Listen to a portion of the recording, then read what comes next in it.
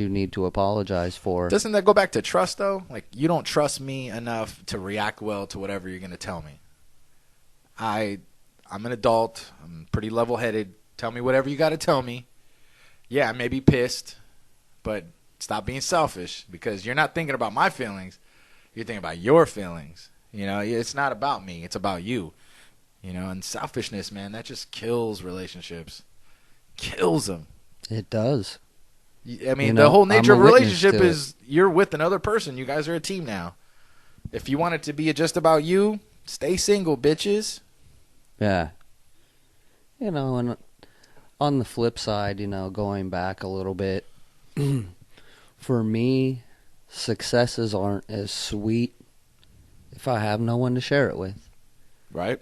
You know, I had celebrated my first sober birthday. Yay, with a drink. A couple of weeks ago. And I took my daughter to that celebration. She's 3. She doesn't understand.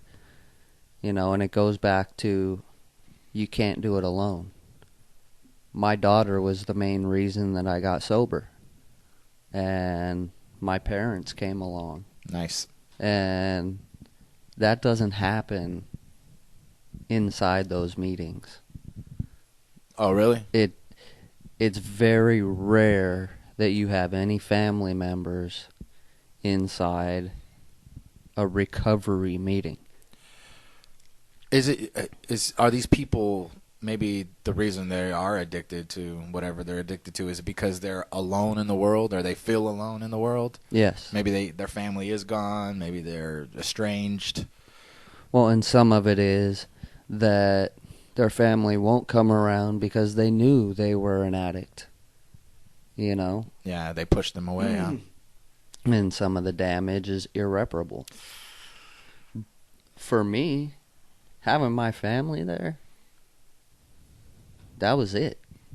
You know, having them there to celebrate with me was the highlight of my quote-unquote birthday. Did your parents know how severe that your addiction was? They didn't know the severity. Did you tell them, or have you talked about it at all with them? I talked about it a lot early in recovery. Uh-huh. And did you make amends with them?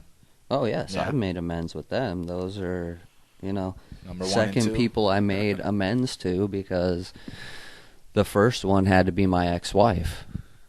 And, you know, to a certain extent, probably a majority of it was me being an addict was why our relationship failed. Right.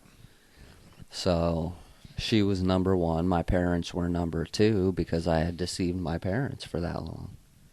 You know, whether I, in my own mind, was deceiving them or whether they knew, you know, they had an idea. And were I you think high around them? You probably were, right? all the time. All the time. I could not go around my parents. Did they know? Did they know you were stoned? A majority of the time. I mean, because you were, like I said, let's be honest, you were a big time stoner. But stoners are probably the lowest level of addict, right? Because for the most part. I mean, for the most part, all the stoners or the people that I know that smoke weed don't go through dramatic personality changes. They're not stealing from you. They're not robbing you. They're not doing that kind of stuff. I mean, maybe you have different stories from your meetings, but I would say, you know, for the most part, when we smoked together, you were fine to be around. That's the thing. We're smoking together. I mean, even if you were stoned and I wasn't, you were still fine to be around. That's for you to say. Yeah. I don't know. You know. Well, you remember. It's not like, you know, you're out of your mind. It's not like you were on so hardcore drugs that you No, but there's still out. Realizations that I'm coming to now of things that I did wrong when I was high. Like what? The way I spoke to my ex-wife. I just realized that a week ago. And as soon as I recognized it, I made amends for that. You know. What, just like angry, yelling, or? Just cursing. Okay. And I was raised, you don't speak to a woman like that. You know, that's just uncalled for. I don't know whether my parents did know when I was stoned around them. Well, when did you start smoking, though? I started smoking 14 years ago. Were you living at home still, or were you out of the house? No, I was living at home. So were you smoking in your parents' house then? They had no idea. They had to have some idea. Some idea. To the extent, I don't know. But they had an idea. So the addict, to me, I mean, whatever you're addicted to, could be good or bad, is generally a selfish person, wouldn't you say? Definitely. Yeah. Because I remember smoking with you, and a lot of your selfishness had to do with, you know, the ritual involved, the time involved with the smoke. Because, you know, weed, you know, you have to crumble it up and load the bong, smoke it. Am I high yet? Not high yet. Let's smoke a little more. You know, and you could take a good hour just sitting there bullshitting, smoking. Yeah. And, you know, not have it be a big deal. Or not have it be a big deal, but, you know, have a waste of time there. Yeah. And, you know, our buddy, you know, he's not reliable, you know, Nope. right now.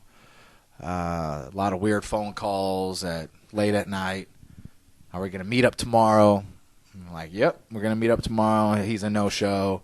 Try to call, no answer. And he gave us the funny excuse a couple weeks ago about his phone.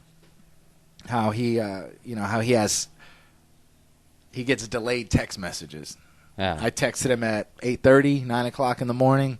He said he just got the text at like 10:30. Yeah. And, you know, he's saying his phone is weird, doesn't work. So basically he's telling us that if we need to get a hold of him, there's no chance we're going to get a hold of him. Yeah. Right? The excuses to me are just what trip me out. Rather than just be straight up honest. I'm fucked up right now. I don't know if I'm going to make it. I got some problems. Just come out and say it. This is bullshit. But the pride is what's keeping him from saying that to us, right? Yeah. Maybe along with the drugs, if he's taking drugs. No one's seen him take a drug. It's a false sense of security. You know, I he feel thinks bad for he's him, getting man. away with it. But I'm a recovering addict. I'm I not know even a recovering exactly. addict, and I could spot someone. That's the funny thing about it is you're not fooling anybody. No. You're actually insulting us by thinking that you're getting outsmarting away us. with it. Yeah. You're not getting away with anything. I mean, people could see through you. Mm-hmm. But And that's one of the sick parts of the disease is the denial. Is it the disease tells you that you don't have it, that nothing's wrong, that at my meetings, you don't know how many times that I've said and heard people say, I was a functioning addict. There's no such thing as a functioning addict. I mean, what's that word even mean, though? Does it mean that you hold a job, you know? Right. You don't get in trouble with the law. Yeah. You're just kind of floating through life. Exactly. Yeah, that's not a good way to live, just to function. No. Just to breathe and eat, sleep.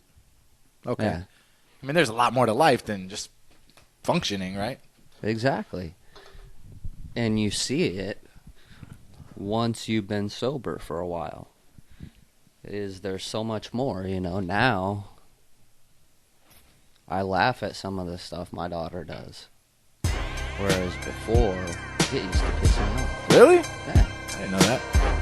And, you know, there's a couple ways you can handle it. You could get stoned. You can listen to the Sperm Donor Show. Exactly. So on that note, this has been the Sperm Donor Show with the Twig, Blessings Painter. Hope everything's good. Down the street, smoking chronic in my